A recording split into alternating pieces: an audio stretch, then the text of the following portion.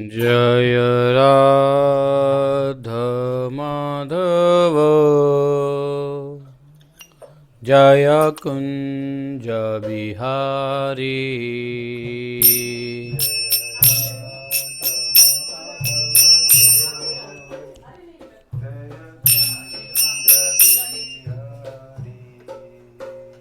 जय राधा माधव जय कुंज बिहारी।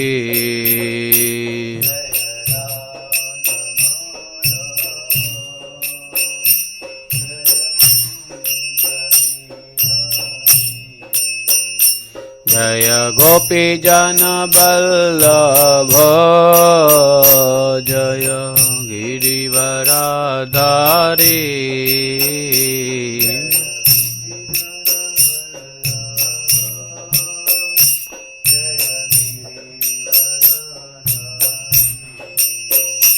जय गोपी जन बल्लभ जय गिरिवराधारी।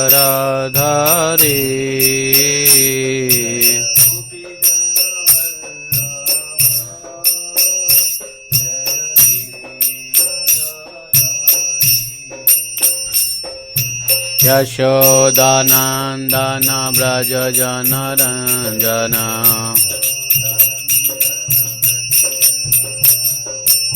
यशोदानंदन व्रज जन रंजन।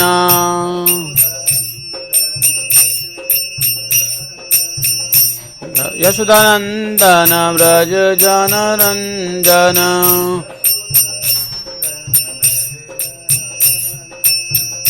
यमुना तीरा बनचारी।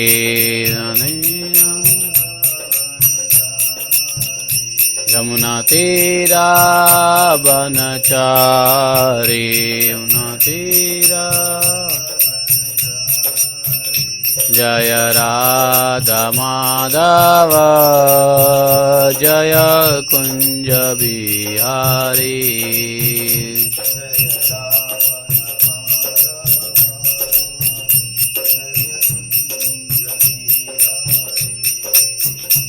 हरे कृष्ण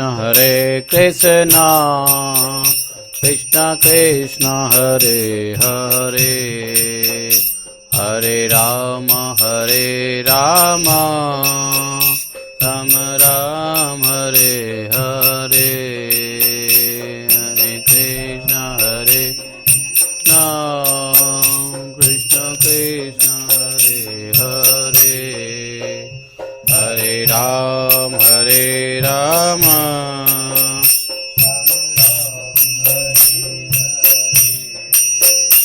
हरे कृष्ण कृष्ण कृष्ण हरे हरे हरे राम राम राम हरे हरे।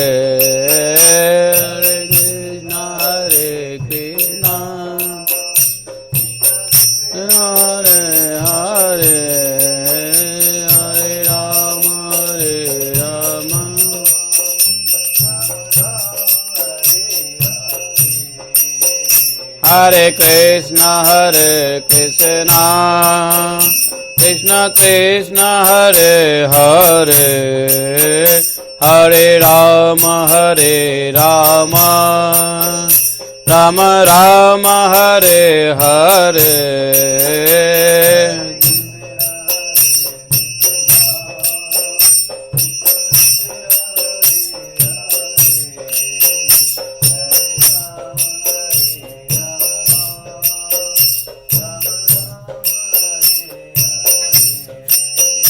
हरे कृष्ण कृष्ण कृष्ण हरे हरे हरे राम राम राम हरे हरे। हरे Krishna Hare Hare Hare Ram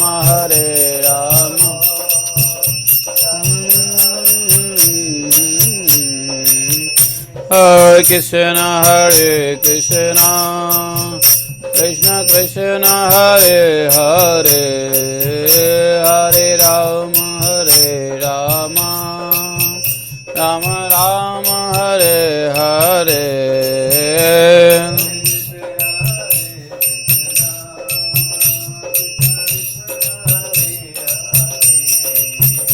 Hare Rama,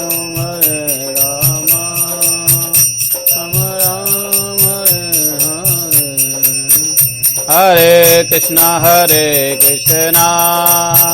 Krishna Krishna, Hare Hare, Hare Rama, Rama Rama, Hare Hare.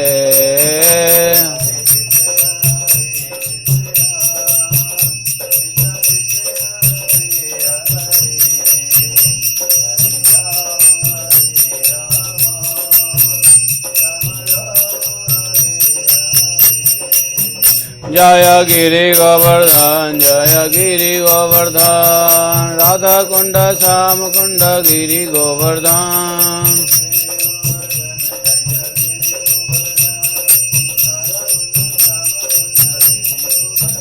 Jaya Giri Govardhan, Radha Kunda, Sam Kunda, Giri Govardhan.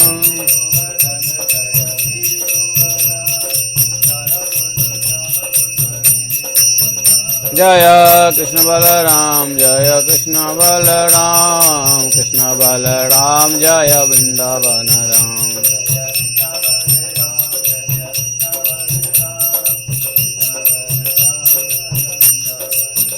Jaya Vrindavana Dham, Jaya Barsana Dham, Vrindavana Dham, Jaya Barsana Dham.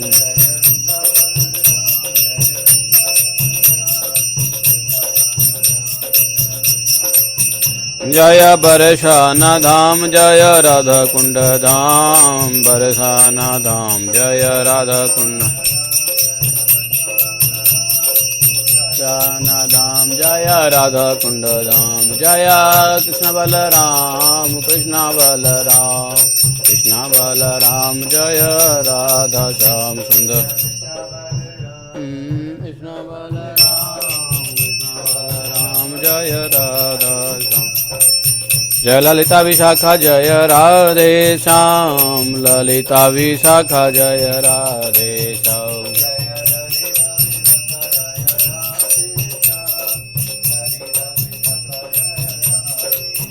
Jaya Asta Sakhi, Jaya Radha Madhav, Asta Sakhi, Jaya Radha Madhav.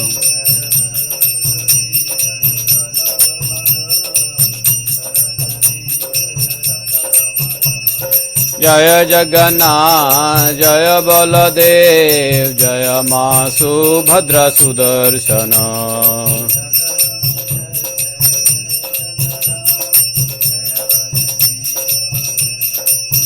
Jaya Jagannatha Swami, Nayana Pathagami Baba Tume.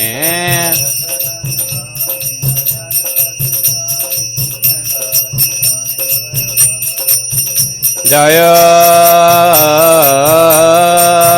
Gauranitai, Jaya Gauranitai, Jaya Gauranitai, Jaya Gauranitai.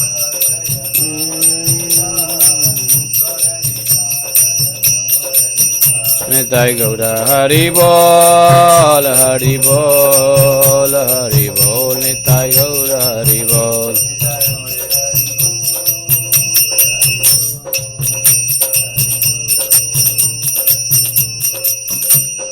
Hari Bol, Hari Bol, Hari Bol, Hari Bol. Hari Bol, Hari Bol, Hari Hari Hari Bol, Hari Bol, Hari Bol, Hari Hari Hari. Jaya Prabhupada, Jaya Prabhupada, Prabhupada, Srila Gurudeva. Jaya Prabhupada, Prabhupada, Srila Gurudeva. Jaya Jaya Gurudev, Gurudev, Gurudev, Jaya Jaya Gurudev, Gurudev,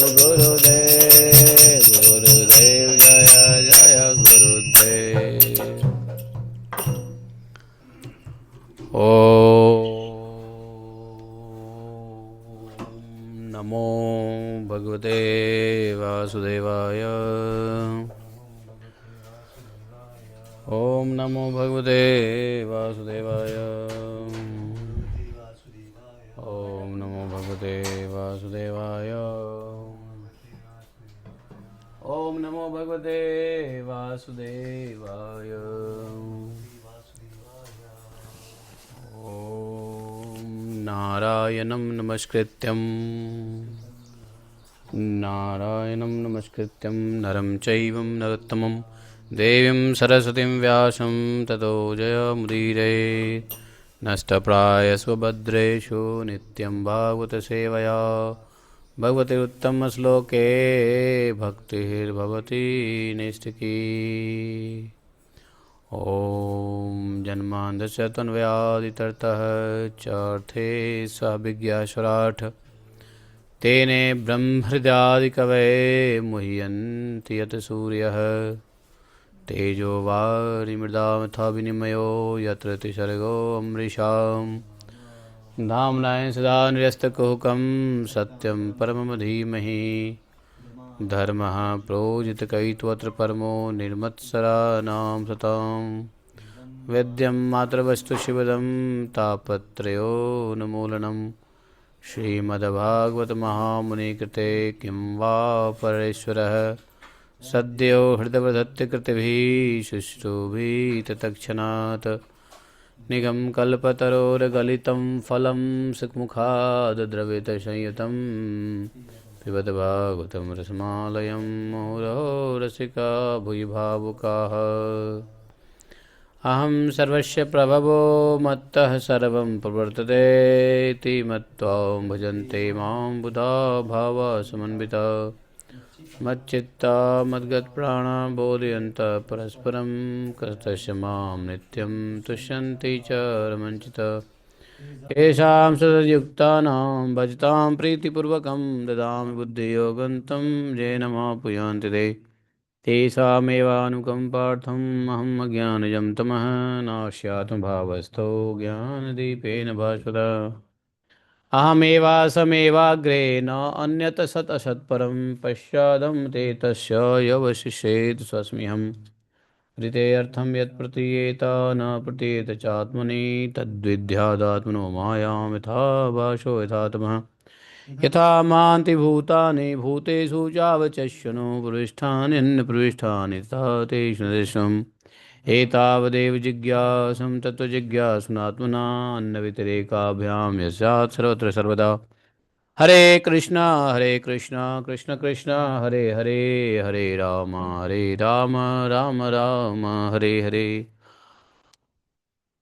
बोलिए ग्रंथराज श्रीमद्भागवतम के श्रील व्यासदेव भगवान की, श्रील सुखदेव गोस्वामी महाराज की, श्रील सुत गोस्वामी की, अनंत कोटि वैष्णव भक्त वृंद की, अनंत कोटि वैष्णव गुरु वृंद की जय जय श्री राधे श्याम। तो आज द्वादशी है और द्वादशी ऑलरेडी समाप्त भी हो गए। 7:09 तक ही द्वादशी थे और पारण का भी समय कुछ 7:12 ही था। तो 7:12 तक द्वादशी था, इसलिए द्वादशी में पारण करना पड़ा। 7:12 के बाद लग जाता है त्रयोदशी, इसलिए 7:12 तक ही हुआ। इस बार देरी से हुआ है, जल्दी हो गया। तो आप लोगों ने भी पारण कर लिया होगा एकादशी व्रत का, नहीं किया तो कर लो, या करोगे क्या, आप तो खत्म ही हो गया। नहीं, 7:12 तक है। 6:15 से 7:12। अब हम लोग भगवान की बड़ी कृपा से भागवतम के 29वें अध्याय का श्रवण करेंगे। प्राचीन वर्हि उवाच भगवन् सते वचो अस्माभिः न सम्यगवगम्यते कवयः तत्तद्विजानन्ति न वयं कर्म मोहिताः। नारद उवाच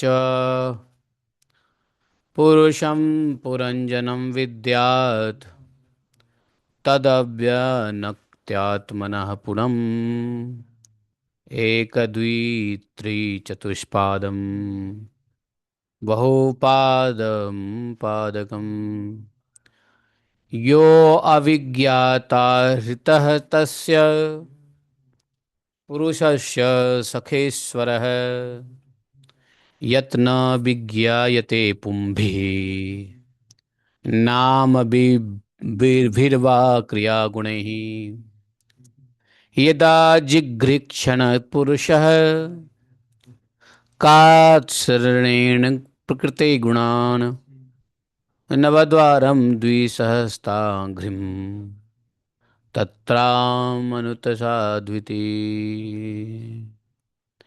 बुद्धिं तु प्रमादं विद्यात् ममाहम् इति यत्कृतं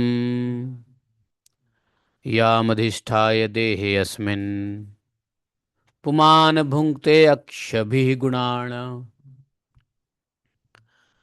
ॐ अज्ञानतिमिरान्धस्य ज्ञानाञ्जनशलाकया चक्षुरुन्मीलितं येन तस्मै श्रीगुरुवे नमः। श्रीचैतन्यमनोभीष्टं स्थापितं येन भूतले स्वयं रूपा कदा मह्यं ददाति स्वपदान्तिकम्। वन्देऽहं श्रीगुरोः श्रुतपदकमलं शीघ्रो न वैष्णवांश्च षडोपं सागरजातं सहगणरघुनाथान्वितं तं सजीवं साद्वैतं सावधूतं परिजनसहितं श्रीकृष्णचैतन्यदेवं श्रीराधाकृष्णपादान् सहगणललिता श्रीविशाखान्वितांश्च। हे कृष्ण करुणा सिंधु दीनबंधु जगतपते गोपेश गोपिकान्तं राधाकान्तं नमस्तुते। तप्त कांचन गौरांगी राधे वृंदावनेश्वरी विश्वानुसुते देवी प्रणमामि हरिप्रिये। वाञ्छाकल्पतरुभ्यश्च कृपा सिन्धुभ्यैव च पतितानां पावनेभ्यो वैष्णवेभ्यो नमो नमः। जय श्री कृष्ण चैतन्य प्रभु नित्यानंद श्री अद्वैत गदाधर शिवासादि गौर भक्तवृंद। हरे कृष्णा कृष्ण कृष्णा हरे हरे हरे राम राम राम हरे हरे। बोले ग्रंथराज श्रीमद् भागवत महापुराण की। तो आज पहले प्रशांति माता जी का देहांत हो गया। प्रशांति माता जी है ना, जानते हो? उनके माता जी का कल देहांत हुआ सुबह में, लेकिन भाई का इंतजार कर रहे हैं, इसलिए अभी तक संस्कार नहीं हुआ है। माता जी के शरीर ऐसे ही रखा हुआ है, पार्थिव शरीर पृथ्वी पर रखा हुआ है। तो जब उनके भाई आएंगे कल तो फिर संस्कार होगा मंगलवार को। अभी तक वो तो माता जी कल बड़ी उदास थी। तो आज की भागवतम उनके माता जी की आत्माओं के उद्धार कल्याण या भगवान की बड़ी कृपा जैसी हो, जैसा भगवान चाहें, तो उसके लिए हम लोग प्रार्थना करेंगे। हरे कृष्णा कृष्ण कृष्ण हरे हरे हरे राम राम राम हरे हरे। माता जी का नाम था कोरले पारा सत्यनारायण मूर्ति, नहीं, कोरले पारा श्री सुधा रानी। हाँ, कोरले पारा श्री सुधा रानी। और पिता उनके कोरले पारा सत्यनारायण मूर्ति, ये तो उनके मेरे ख्याल से उनके पिताजी का नाम है। बट माता जी का नाम शायद कोरले पारा श्री सुधा रानी। लिखी नहीं है मदर्स ने, हाँ मदर करके नहीं लिखी है, बट ऐसे मैं समझता रानी लगा हुआ तो माता जी होंगी। कुरले पारा श्री सुधा रानी माता जी की आत्मा को भगवान की कृपा प्राप्त होवे और उचित डेस्टिनेशन प्राप्त होवे। ठीक है। तो ये जो फैमिली है मुरकुला गोत्र की फैमिली है। और इनके भाई हैं कुर्लेपारा वेंकट कोटा कृष्णकांत और कुर्लेपारा नाग सूर्यवथी कला। तो उनके भाभी हैं। और इस प्रकार से उनकी फैमिली जो है शोकाकुल है। तो आज की भागवतम उनकी आत्मा को शांति और भगवत कृपा प्राप्त होवे, इसलिए हम डेडिकेट करते हैं। तो राजा प्रचिवधि ने कहा कि नारद जी ने कथा सुना दिया। जब नारद जी ने कथा सुनाया तो प्राचीवधि को ऐसा लगा कि कुछ समझ में नहीं आया। नारद जी को कहा, भगवान मेरी समझ में आपके वचनों का अभिप्राय पूरा पूरा नहीं आया, नहीं आ रहा है। विवेकी पुरुष ही इसका तात्पर्य समझ सकते हैं। हम लोग तो कर्म मोहित जीव हम्म नहीं समझ सकते। हम जैसे कर्म मोहित जीव आपके इस अपरोक्ष ज्ञान जो आपने दिया उसका तात्पर्य नहीं समझ सकते। थोड़ा सा अगर कृपा करें कि थोड़ा सा विस्तार से समझाएं, अप्रत्यक्ष रूप से समझाएं। अप्रत्यक्ष नहीं समझ में आया। नारद जी ने कहा, राजन, पुरुषम पुरंजनम विद्यात तदभ्यनक्तात्मनः पुरम। ये जो पुरंजन जो है वो नगर का निर्माता जीव है, जो अपने लिए एक दो तीन चार और बहुत पैरों वाला या बिना पैरों का शरीर रूप पूर्व तैयार कर लेता है। उस जीव का जो दोस्त था, मित्र, उसका नाम था अविज्ञात। यह अविज्ञात ईश्वर है, क्योंकि किसी भी प्रकार के नाम गुण अथवा कर्मों से जीवों को उसका पता नहीं चलता, ईश्वर का। तो जीव ने जब सुख दुख रूप सभी प्रकृति विषयों को भोग करने की इच्छा की, तब उसने दूसरे शरीर की अपेक्षा नौ द्वार, दो हाथ, दो पैर वाला मानव देह ही पसंद किया। प्रकृति विषय को भोगना कैसा है? सुख दुख को भोगना है।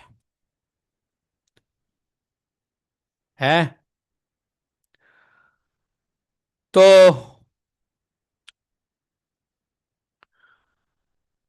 प्राकृत विषय जब भोगने की इच्छा होती है, जिसमें सुख दुख, सुख भी लोगों को महसूस होता है, दुख भी।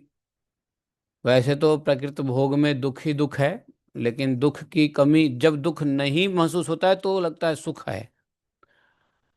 और इस प्रकार वह भोगने की इच्छा किया और भोगने के लिए उसने मानव शरीर पसंद किया, जो नौ द्वार, दो हाथ और दो पैर वाला था। बुद्धि बुद्धि या अविद्या को ही तुम पुरंजनी नाम की स्त्री जानो। इसके कारण देह और इंद्रिय आदि में मैं मेरेपन भाव उत्पन्न होता है। किसके कारण? इसी के कारण, स्त्री पुरंजनी के कारण देह और इंद्रिय आदि में मैं मेरेपन का भाव उत्पन्न होता है। बुद्धि अथवा अविद्या, अविद्या के कारण देह और इंद्रिय आदि में मैं मेरेपन भाव उत्पन्न होता है। और पुरुष इसी का आश्रय लेकर शरीर में इंद्रियों द्वारा विषय को भोगता है। किसका आश्रय लेता है पुरुष? अविद्या का आश्रय लेता है तो इंद्रियों द्वारा विषय को भोगता है। जब विद्या का आश्रय लेगा तो विषय भोग की नाम की चीज होती नहीं है, मैं मेरेपन का भाव उत्पन्न हो जाता है। तो ये जो 10 इंद्रियां हैं ये उसके मित्र हैं। किसके? बुद्धि के, पुरंजनी के। और जिनसे कि सब प्रकार के ज्ञान और कर्म होते हैं। 10 इंद्रियों से ही ज्ञान और कर्म होता है, और इंद्रियों की वृत्तियां ही उसकी सखियां हैं। और प्राण अपान व्यान उदान समान, ये पांच वृत्ति वाला प्राणवायु ही नगर की रक्षा करने वाला पांच फन का सर्प है, सांप, स्नेक। और दोनों प्रकार के इंद्रियों के नायक मन को ही 11वां महाबली योद्धा जानना चाहिए। ये जो पांच विषय है, शब्द, स्पर्श, रस, रूप, गुण, ये पांच विषय ही पांचाल देश है, जिसके बीच में वह 9 द्वार वाला नगर बसा हुआ है। क्या है? 9 द्वार वाला वह नगर बसा हुआ है। उस नगर में जो एक एक स्थान पर दो दो द्वार बताए गए हैं, वो आंख के दो गोलक हैं, दो नासिका छिद्र हैं, दो कर्ण छिद्र हैं, इसके साथ मुख, लिंग और गुदा, ये तीनों मिलाकर कुल 9 द्वार हैं। और उन्हीं में होकर यह जीव इंद्रियों के साथ विषयों में जाता है। अक्षिणी नासिके यस्यामीति पंच पुरः कृता, दक्षिणा दक्षिणः कर्णम उत्तरा चोत्तरः स्मृतः। बोले ये जो आँख है, आँख के दो गोलक है, दो नाक के छिद्र हैं और एक मुख है, ये पांच जो है यही पूर्व के द्वार कहे गए हैं। और दाहिनी कान जो है वो दक्षिण का, बाएं कान उत्तर का द्वार समझना चाहिए। गुदा और लिंग ये नीचे के दो छिद्र पश्चिम के द्वार हैं। और खद्योता और आविर्मुखी नाम के जो द्वार है, 2 द्वार एक स्थान पर बताए गए हैं, वे गोलनेत्र गोलक है, आंख।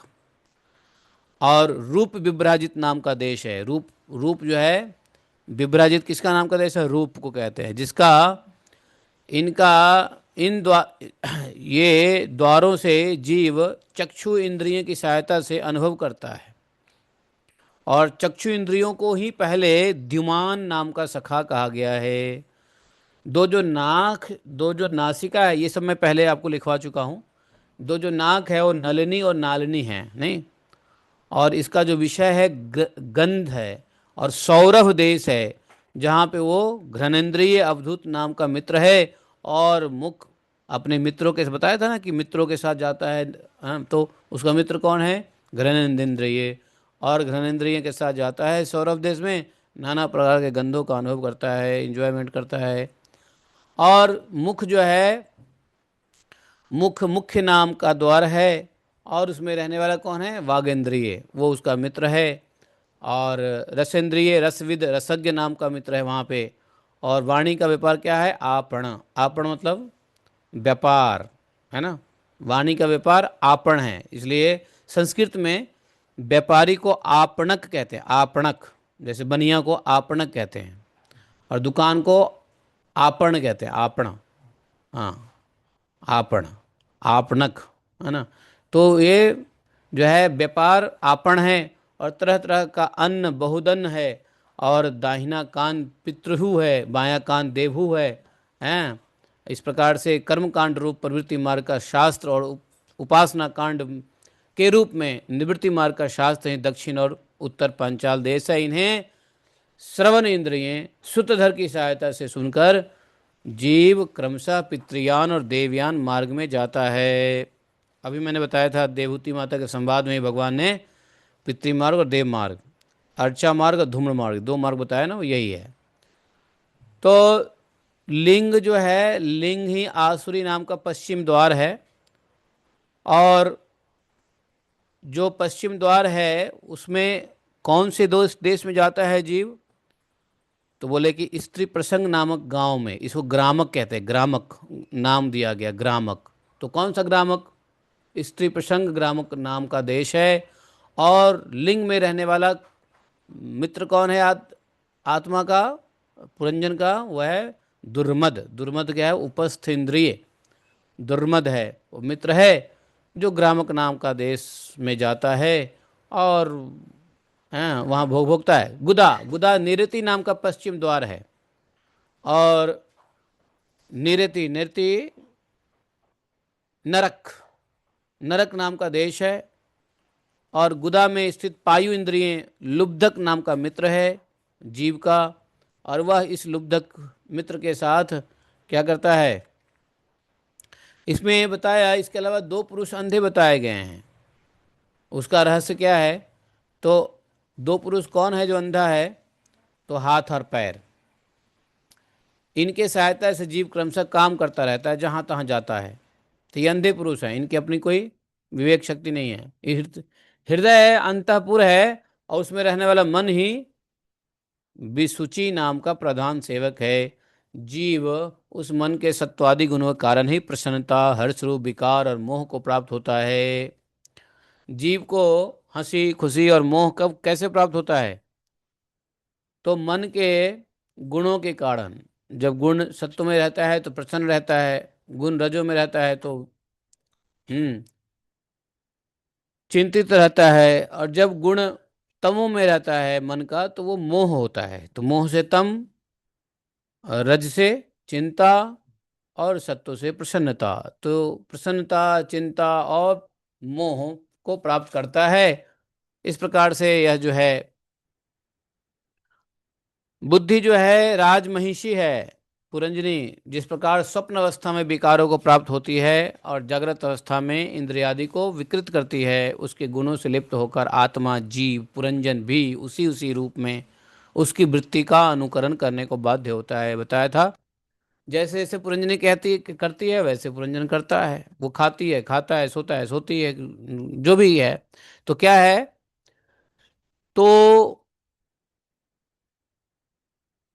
ये बुद्धि जो है, बुद्धि गुणों से लिप्त है। और जब बुद्धि गुणों से लिप्त है तो आत्मा जब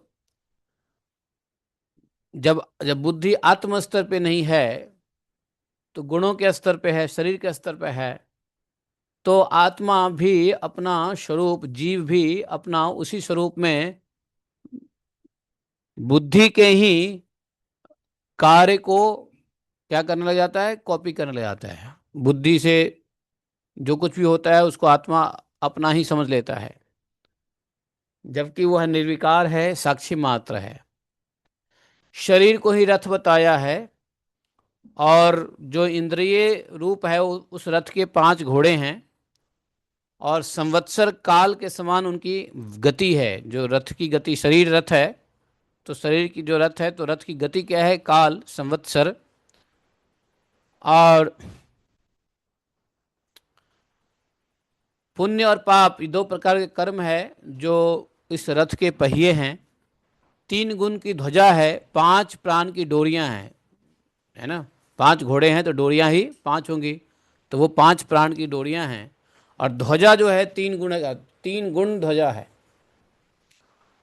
मन जो बोले बागडोर है, बुद्धि सारथी है, और हृदय बैठने का स्थान है। सुख और दुख द्वंद्व जुए हैं, और इंद्रियों के 5 विषय जो है, ये 5 प्रकार की गतियां हैं। और इस रथ पर चढ़कर रथी रूप यह मृग तृष्णा के समान मिथ्या विषय की ओर दौड़ता रहता है। 11 इंद्रियां ही उनकी सेना है। 5 ज्ञानेंद्रियां द्वारा वो सभी इंद्रियों के विषयों को अदरवाइज ग्रहण करना, उनका शिकार करना और खेलना ही है।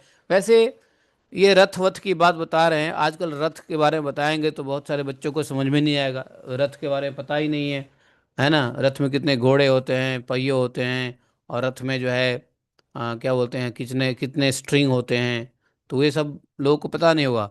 तो आजकल के बच्चों को अगर समझाना हो यही कॉन्सेप्ट, तो आप ऐसे समझा सकते हो। मान लो कि ये शरीर कार है ना, और आत्मा जो है ड्राइवर है, और मन जो है स्टेयरिंग है, और बुद्धि क्या है? कार में बुद्धि कौन सा है? कौन सा इंस्ट्रूमेंट कार में बुद्धि है? हाँ, नहीं, नेविगेशन। जो नेविगेशन है ना, नेविगेशन इंस्ट्रूमेंट जो रास्ता बताता रहता है ना, तो वो बुद्धि है। और स्टीयरिंग क्या है? मन है। और ड्राइवर क्या है? आत्मा है।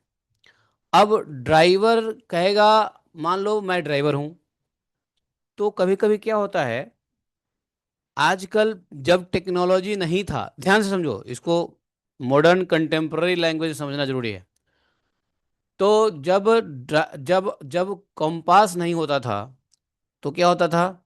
ड्राइवर अपन को पता होता था रास्ता, ठीक है। रास्ता पता होता था कि यहाँ से दिल्ली जाना है तो कैसे जाएंगे, पता होता था। और कैसे पता होता था, तो बुजुर्गों से या जो जा चुके हैं उस रास्ते में उनसे पता होता था, है कि नहीं। और किसी के साथ हम जाते हैं तो हमें पता चल जाता है। लेकिन आजकल क्या है, जब नेविगेशन सिस्टम आ गया है, जिसको गूगल मैप एक काइंड ऑफ नेविगेशन सिस्टम है, तो आज के डेट में यदि हमको रास्ता पता भी है दिल्ली का ना, तो भी हम डिपेंड रहते हैं नेविगेशन पे। टेक्नोलॉजी आने से ये दिक्कत है कि हमको रास्ता पता है फिर भी लोग मैप निकालता है। ऐसा होता है कि नहीं होता है? आपको रास्ता पता है फिर भी आप मैप निकालते हो, निकालते हो, क्यों निकालते हो? इसलिए निकालते हो कि कहीं कोई शॉर्टकट रूट बता दे, या कहीं भीड़ भाड़ से बचा दे, टोल से बचा दे, टोल गेट से बचा दे, इसलिए आप नेविगेशन निकालते हो। पहले नेविगेशन नहीं होता था तो मन में ही सब कुछ चलता था, और वो ज्ञान होता था किसी दूसरे से। आज नेविगेशन, तो जब नेविगेशन आ गया तो क्या किया, ड्राइवर आत्मा अपने आप को नेविगेशन समझ लिया। है वो आत्मा ड्राइवर है, जो ड्राइवर खुद जा सकता है ड्राइवर के, लेकिन उसका हर एक मूवमेंट, हर राइट लेफ्ट नेविगेशन के मुताबिक चलता है। नेविगेशन कहेगा राइट जाओ तो राइट जाएगा, नेविगेशन कहेगा लेफ्ट जाओ तो लेफ्ट जाएगा। वैसी पुरंजनी जो है बुद्धि है, बुद्धि नेविगेशन है। वो बुद्धि जो है पुरंजनी, खाओ तो ड्राइवर कहेगा खाओ, पुरंजनी कहेगा, बुद्धि कहेगा पियो तो ड्राइवर कहेगा हाँ हाँ पियो, हम भी पियेंगे तुम भी पियो, तुम पी रहे हो तो हम पीते हैं। एग्जैक्टली यही होता है कि नेविगेशन सिस्टम से समझो, है ना, कि नेविगेशन बताता है हमें राइट जाना है, तो बुद्धि आत्मा अपना दिमाग लगाएगा ही नहीं, राइट ही जाना है। जब अब कहीं कहीं यह बुद्धि क्या करता है, नेविगेशन फंसा देता है कि नहीं? जब फंसा देता है तो वही अधोगति हो जाती है, वही पुनर्जन्म का कारण होता है, यू टर्न लेना पड़ता है। जब यही बुद्धि नेविगेशन हमको कहीं कहीं due to satellite, lack of network और सेटेलाइट की वजह से जब रास्ता नहीं फाइंड आउट कर पाती है, तो ये बुद्धि नेविगेशन क्या करती है, हमको यू टर्न दिखाती है, फिर कभी कभी गोल चक्कर कराती रहेगी। बाद में आत्मा कहेगा, ड्राइवर कहेगा ये क्या, अरे ये क्या हो गया, बेचारा फिर वो यू टर्न लेगा, और फिर यू टर्न से अपना कुछ जुगाड़ करेगा, शास्त्र से, गुरु से, हाँ, या किसी से पूछेगा अरे ये रास्ता सही है क्या, जो फ़ोन पे गुरु बताएगा वही शास्त्र है, वही बुद्ध गुरु है, तो सही रास्ते पे जाएगा। और यदि बुद्धि ठीक रही, आपका नेविगेशन सिस्टम ठीक रहा, है कि नहीं, तो सही रास्ते भी ले जा सकता है। तो सब बुद्धि की बात है। तो आजकल रथ घोड़े, उसके स्ट्रिंग पांच, ये वो, आज के बच्चों को समझाना मुश्किल है। कहाँ रथ घोड़ा समझेंगे वो। तो सबसे बढ़िया क्या है, नेविगेशन, नेविगेशन सिस्टम वाली गाड़ी है। या फिर जहाज़ देख लो, पानी का जहाज़ विदाउट नेविगेशन चलता ही नहीं है। कार तो विदाउट नेविगेशन चलता भी है, लेकिन लेकिन जहाज़ तो विदाउट नेविगेशन चल ही नहीं सकता है। चारों बगल जहाँ देखो जल ही जल है, वहाँ उत्तर पश्चिम दिशा ही नहीं दिखती है। खासकर रात में, दिन में तो फिर भी दिख जाएगी सूर्य किधर है।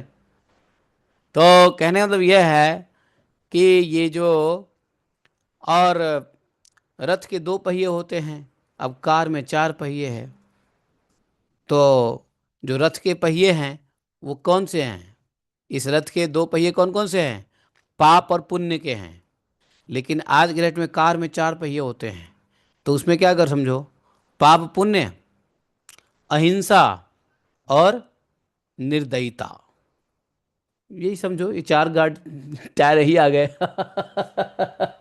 है कि नहीं, पाप पुण्य और उसी के दो और हैं। तो कहने का मतलब यह है कि ये जो 11 इंद्रिय उसकी सेना है, पांच इंद्रिय उनके विषयों को अन्यायपूर्वक ग्रहण करने के लिए, शिकार खेलना, जो राजा जाता है शिकार खेलने तो अन्यायपूर्वक इंद्रिय विषयों को ग्रहण करता है। तो बोले जिसके द्वारा काल का ज्ञान होता है, जिसके द्वारा काल का ज्ञान होता है, वह क्या है, संवत्सर। संवत्सर ही क्या है, चंडवेग नामक गंधर्वराज है। और इन गंधर्वराज के गंधर्व सेवक कितने हैं, सोल्जर कितने हैं, तो बोले 720, 360 दिन 360 रात, 700 20, ये 720 जो है ना गंधर्व के।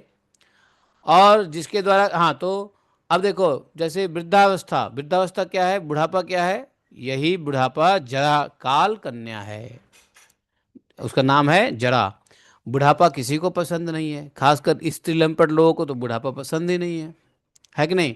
तो तब मृत्यु रूप यवनराज ने लोक का संहार करने के लिए उसे बहन बनाकर स्वीकार किया।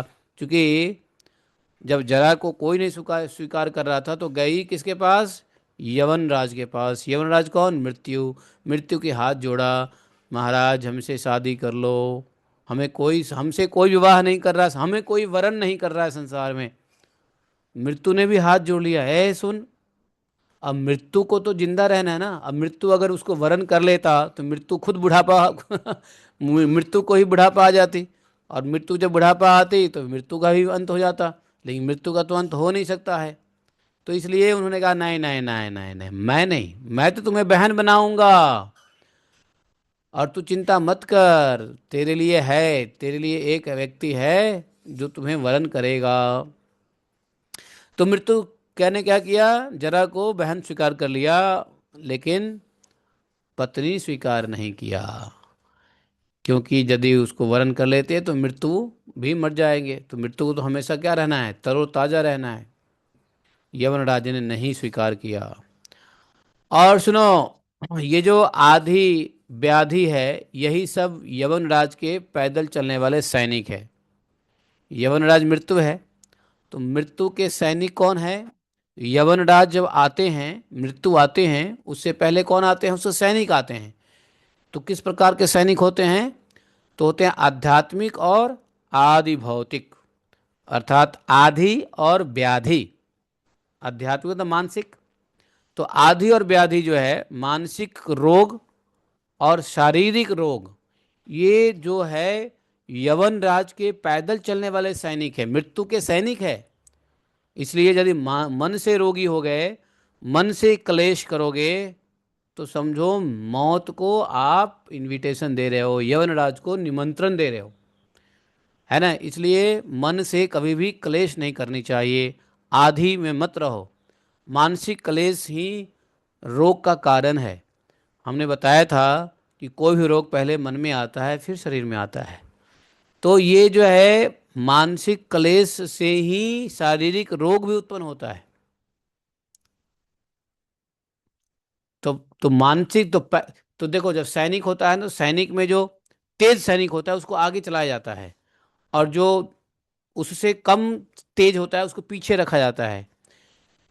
इसलिए जो मन है, मानसिक क्लेश को तेज सैनिक कहा गया है, क्योंकि मन एक बार में पता नहीं कितने क्लेश को पैदा कर देता है, हमेशा क्लेश में ही रहेगा, समझे। और व्याधि, व्याधि जो है रोगादि शरीर का कष्ट ही उस यवन राज के पैदल चलने वाले सैनिक हैं। और प्राणियों को पीड़ा पहुंचाकर शीघ्र ही मृत्यु के मुख में ले जाने वाला ज्वर, प्रज्वर नाम का भाई। तो ये जो जरा के दो भाई थे, उसका नाम था प्रजर, नहीं सॉरी, इसके दो भाई, इसके क्या नाम है, मृत्यु। मृत्यु के दो भाई बताया, वो दो भाई कौन है, नाम क्या है, प्रज्वर, ज्वर और प्रज्वर। तो जर और प्रज्वर जो है, ज्वर, ज्वर और प्रज्वार, तो ये कौन है, ठंडा और गर्म, शीत और उष्ण। और ठंडा गर्म करके, जैसे रोटी को जैसे कैसे उलट पलट करते हैं, वैसे ही ठंडा गर्म करके फ्राई होता है जीव का। और धीरे धीरे इधर क्या होता है, जरा आ गई, बुढ़ापा आ गया, बुढ़ापा से पहले मानसिक रोग भी हो सकता है, आदि व्याधि हो सकता है।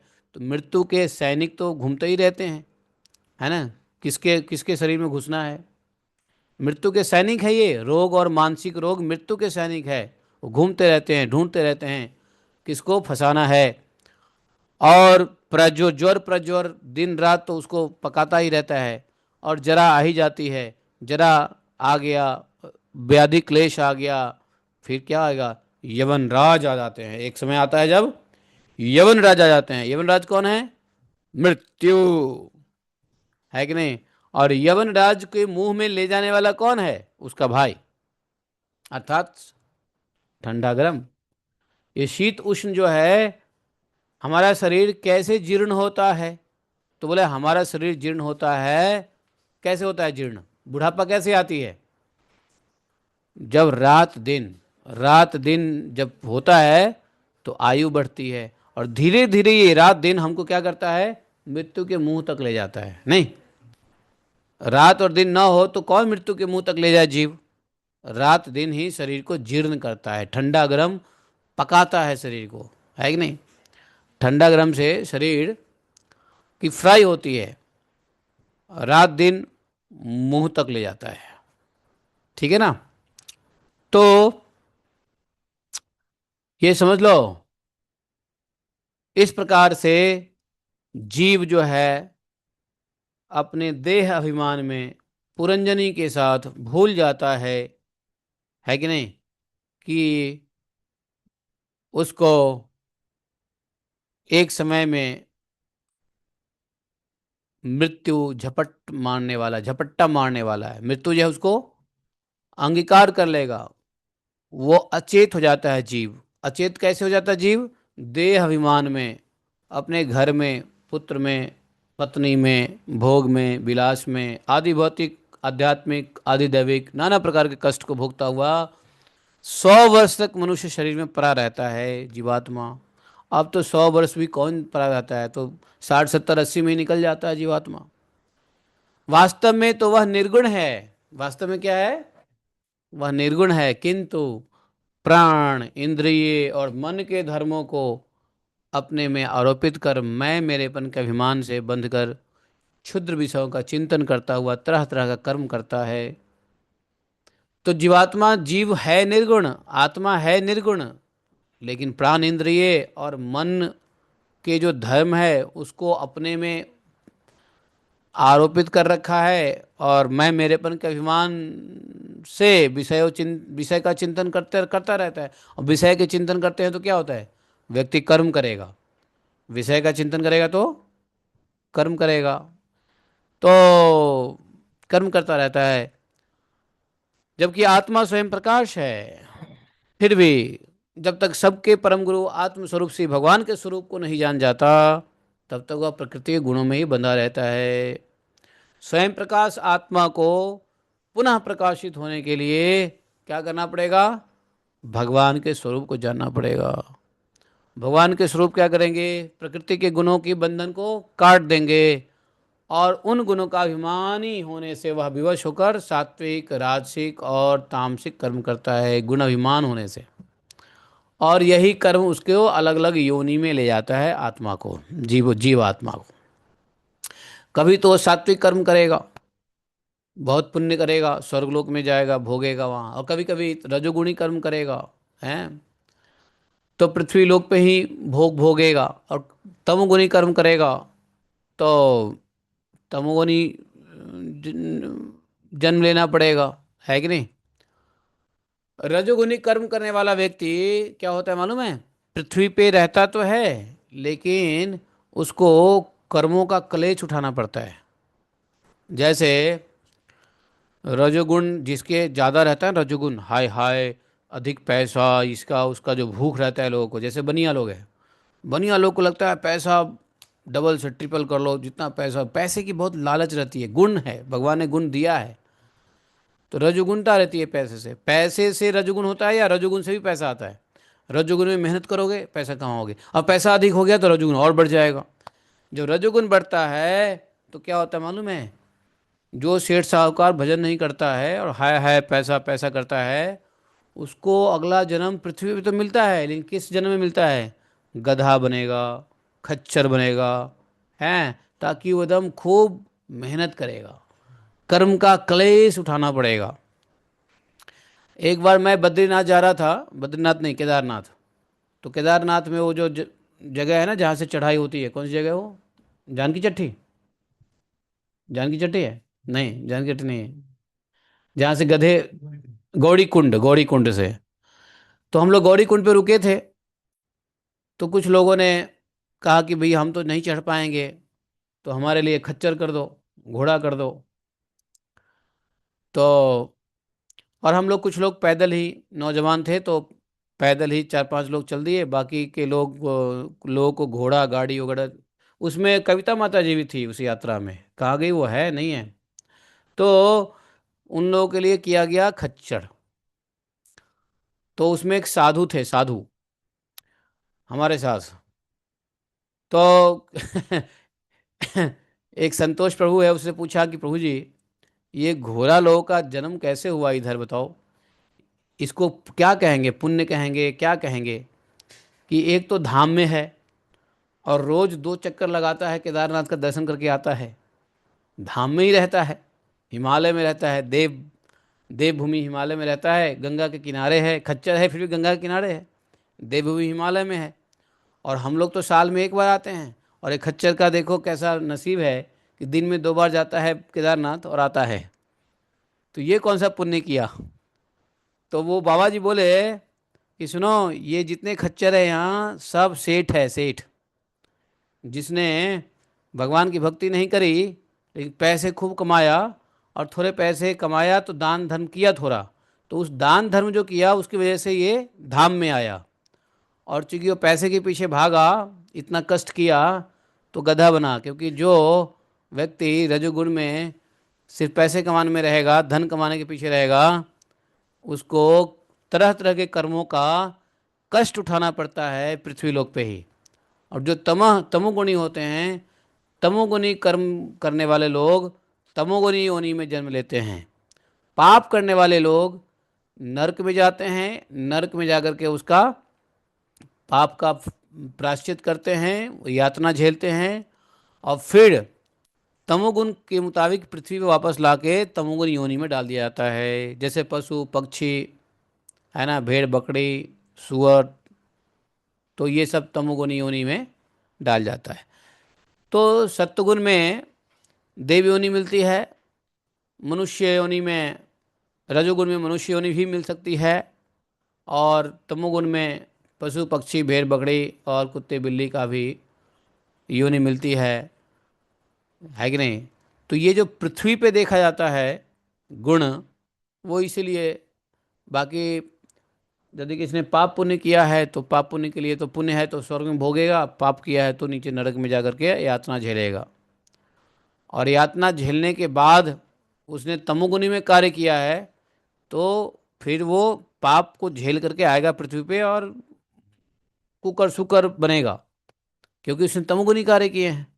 और तमोगुनी कार्य में जितना भी उसका कार्य हुआ है उस सब की वासना भोग पूरा करने के बाद तब भगवान की कृपा होती है, जब जाके मनुष्य योनि में आता है, ताकि वह भजन भक्ति करके बैक टू गॉड हेड जा सके। तो मनुष्य योनि जो है वो भी रजोगुण का ही फल है क्योंकि तमोगुण पहले रजोगुण में आता है। तो जितने भी जानवर लोग हैं तमोगुण में है, तो उनकी प्रोग्रेस कैसे होगा? तो फिर वो रजोगुण में आता है। इस प्रकार से जो है यह कर्म, गुणमयी कर्मों का सिद्धांत चलता रहता है। यही बात कल कपिल भगवान ने माता देवहूति को भी कहा था कि व्यक्ति रजोगुण और तमोगुण की वजह से पृथ्वी पे ही जो है ना स्वर्ग और नरक जैसे लोग देखे जाते हैं। तो व्यक्ति सत्वगुण है, असत्वगुण में कार्य किया है, सत्गुण में उसने पुण्य किया है, तो स्वर्ग में जाके पुण्य तो भोगेगा। लेकिन सत्वगुण कार्य किया है इसलिए वह पृथ्वी पे आके क्या करेगा?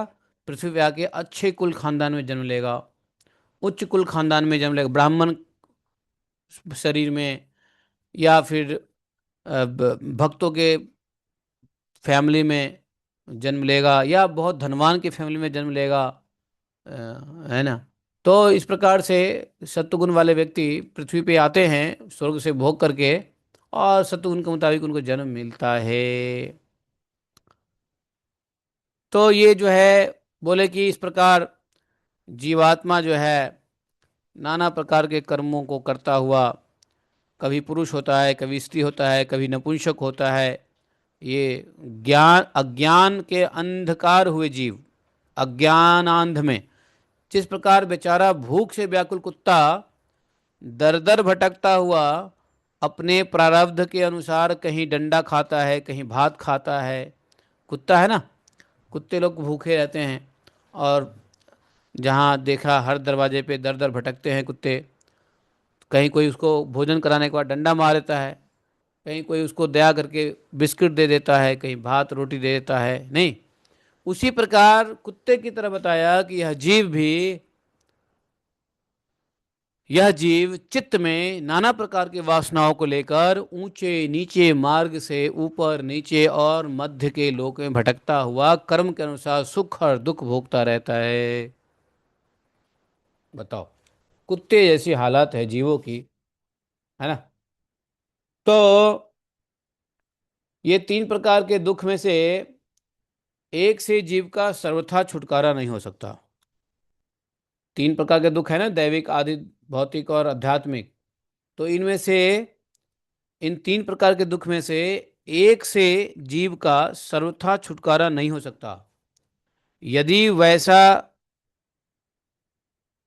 समझ में आए तो बोलते हैं कि वह केवल तत्कालिक निवृत्ति ही है। दुख तो क्या है, आधिदैविक, आध्यात्मिक, ये तीन दुख है, लेकिन कोई न एक दुख रहेगा ही। क्यों? क्योंकि जन्म मृत्यु जरा व्याधि, ये सत्य है। व्याधि तो सत्य है, दुख तो सत्य है। इस भौतिक संसार का, अगर अगर इस संसार में दुख नहीं है तो फिर यह संसार ही नहीं है, फिर भव सागर होगा ही नहीं। हाँ, तो इसलिए बोले नारद जी कि देखो, तीन प्रकार के दुख में एक दुख तो हमेशा बना रहेगा, वो कभी दुख से छूट नहीं सकते। या तो आदि दैविक, या आध्यात्मिक, या आदि भौतिक, ये बना रहेगा। तो आदि भौतिक और आध्यात्मिक आप हो सकता है भजन भक्ति से आप को नहीं होगा, या भजन भक्ति से आध्यात्मिक आधि दैविक दुख नहीं होगा, आदि भौतिक रहेगा। या कभी कभी भजन भक्ति बहुत अच्छा किया तो आध्यात्मिक और आदि भौतिक नहीं होगा, तो आदि दैविक रहेगा ही रहेगा। लेकिन एक दुख हमेशा रहेगा। ये मत सोचो कि हम भजन कर लेंगे तो हमको दुख ही नहीं होगा। भक्त को दुख नहीं होता, ऐसी बात नहीं है। भक्त को दुख की अनुभूति नहीं होती, क्योंकि भक्त भगवान के चरण में उसका चित्त रहता है, अपने शरीर में नहीं रहता। भगवान के भक्तों का चित्त देह स्तर पे नहीं रहता है, आत्मा स्तर पे रहता है। भगवान के चरण शरण में चित्त रहता है। इसलिए भक्तों को दुख की अनुभूति नहीं होती, या भगवान नहीं होने देंगे, लेकिन दुख होगा भक्तों को। बल्कि संसार में तो देखा जाता है कि भक्तों को अधिक दुख होता है। संसार में तो ये भी देखा जाता है कि भक्तों को दुख अधिक में होता है। जितना शुद्ध भक्त उतनी ही अधिक कष्ट। तो समझ लो कि अगर बहुत कष्ट मिल रहा है आपको, तो आपको भगवान शुद्ध भक्ति के लिए सिलेक्ट कर रहे हैं। तो जब भक्तों को कष्ट आता है ना, तो वो आनंदित रहता है। क्यों? आ हा हा, भगवान की कृपा हो रही है। तो एक अभक्त है जिसको कष्ट होता है तो रोएगा धोएगा, मोदी को गाली देगा, ट्रम्प को गाली देगा, है कि नहीं। लेकिन एक दूसरा भक्त है, वो आनंदित रहेगा। वाह, लगता है इसमें कुछ भगवान की अनन्य कृपा होने वाली है। ऐसी कृपा जो किसी अन्य को नहीं, अनन्य कृपा। हमारी अनन्य भक्ति तो नहीं है, लेकिन भगवान की अनन्य कृपा है। है कि नहीं? ये हमारी स्थिति है, आपकी नहीं है। तो कहने का मतलब यह है कि नारद जी का बात हृदय में हम लोग को लगा लेना चाहिए। अगर ये सब बात भागवतम से सीख लेंगे तो कहते हैं ना, मेंटल मॉडिफिकेशन हो जाएगा। क्या होता है ना, मेंटल मॉडिफिकेशन करना बड़ा जरूरी है। अगर मेंटल मॉडिफिकेशन नहीं करोगे तो जीवन में सांसारिक दुख आता है तो आदमी को शॉक लगता है। क्या शॉक लगता है? शॉक को एब्जॉर्ब करने के लिए ज्ञान होता है। संसार में तो रहोगे ही, संसार में तो रहना ही है भाई। अब आत्महत्या तो नहीं कर लेंगे ना दुखी से, वो तो पाप हो जाएगा, महानरक हो जाएगा। लेकिन संसार में अपने प्रारब्ध बस, शरीर जब तक है तब तक हमको जीना पड़ेगा। इसमें दुख भी आएंगे, सुख भी आएंगे। सुख आए तो कभी कभी लोग, सुख में भी हार्ट अटैक हो जाता है, खुशी में भी हार्ट अटैक हो जाता है, और दुख में भी। तो दुख में ज़्यादा प्रॉब्लम होता है, शॉक मिलता है लोगों को। तो ये शॉक एब्जॉर्बर कौन है जो संसार के शॉक को एब्जॉर्ब कर लेता है? दैट इज भागवत ज्ञान। भागवत ज्ञान होगा तो संसार के दुख और सुख के शौक को एब्जॉर्ब कर लोगे। और फिर क्या होगा? भगवान ने जो गीता में कहा है, सुख दुखम समायोगम, दोनों में समान रूप से रहना है, लाभा लाभो जया जयो। तो ये तब होगा, ये तब होगा, क्योंकि संसार में एक ना एक दुख तो बना ही रहेगा। तीन प्रकार के दुख में एक एक दुख से जीव का सर्वथा छुटकारा नहीं हो सकता। चाहे वो जीव भक्त शरीर में हो, चाहे वो जीव अभक्त शरीर में हो, चाहे चंडाल के शरीर में हो। कितनी अच्छी बात है। तो अगर एक न एक दुख रहेगा ही, तो दुख रहे क्या फर्क पड़ता है? नारद जी ने कह दिया। अब यह ज्ञान यदि है और हमको दुख आ रहा है, तो आप समझोगे नारद जी ने सही कहा था, एक न एक दुख तो रहना ही है। देखो, हमने खूब योगा किया, एक्सरसाइज किया, प्रणाम किया, तो जो है भौतिक दुख नहीं है, शरीर का दुख नहीं है, ठीक है। मेडिटेशन किया, ध्यान किया, जप किया, तो चलो आध्यात्मिक दुख नहीं है। लेकिन आदि दैविक रहेगा। आदि दैविक तो रहेगा ही रहेगा। आदि दैविक कैसे होगा? आदि दैविक कुछ कर रहे हो तो हाथ से हाथ कट गया, कुछ हो गया, कहीं पैर में कुछ हो गया, कभी गिर गया, स्लिप कर गया, स्लिप डिस्क हो गया। ये सब क्या है? आदि दैविक है ये, क्योंकि देवता लोगों का है ना। ये अतिवृष्टि, अनावृष्टि, ये साइक्लोन, सुपर साइक्लोन, ये सब क्या है? लेकिन हाँ, परमाणु बम जो है ये आदि भौतिक है। हाँ, ये आदि दैविक नहीं है। हाँ, परमाणु बम कौन बनाया? देवता ने थोड़ी ना बनाया, मनुष्य ने बनाया, तो भौतिक भूत बनाया ना, तो आदि भौतिक है वो। और आध्यात्मिक क्या है? जो अपने मन से ही दुख प्राप्त होता है, अपने मन से ही दुख प्राप्त होता है। नाना प्रकार के दुख अपने मन में लोग पैदा करते रहते हैं। कैसे? मन में दुख कैसे होता है? आध्यात्मिक दुख कैसे होता है? काम, क्रोध, लोभ, मोह, मत मात्सर्य, चिंता, फिकर और शक, संदेह, इससे क्या होता है? आध्यात्मिक दुख होता है। ठीक है। और ये जो है तो तीन में से एक दुख रहेगा ही रहेगा। हमेशा दुख का नाश आप नहीं कर सकते हैं इस संसार में, नहीं तो इस संसार की प्रकृति बदल जाएगी। संसार है तो दुख है, दुखमय ही संसार है, तो कौन सुखी हो सकता है? तो इस दुखमय संसार में जहाँ दुख की अत्यंतिक नाश नहीं होता, यहाँ पे सुख तो है, एक ही जगह है, वह है सवई मनः कृष्ण पदारविंदयो। भगवान के भक्ति में, भगवान के लीला में, कथा में, श्रवण में, कितना भी टेंशन हो अपने घर का, जैसे भागवत में बैठते हो सारा दुख खत्म, है कि नहीं? भागवत में बैठो, किसी की बीवी भाग गई हो, किसी का पति भाग गया हो, किसी का सास भाग गई हो, किसी का ससुर भाग गया हो, कोई भी दुख जो है, हैं? हाँ, सास ससुर, कोई भी दुख अगर है, भागवत कथा में बैठ जाओ, सारा दुख खत्म। और जब तक कथा चलेगा तब तक आपके दुख दिमाग में आएंगे ही नहीं, आप सुखी सुखी रहोगे। और जैसे ही कथा छोड़ के जाते हैं, महाप्रसादे गोविंदे करते हैं, सारा दुख फिर चिंता दिमाग में आने लगता है। कभी कभी भक्त लोग कहता है कि प्रभु जी जब कथा सुनते हैं तब तो हमें बड़ा आनंद आता है, क्योंकि संसार की चीजें जो है मन से आउट हो जाता है।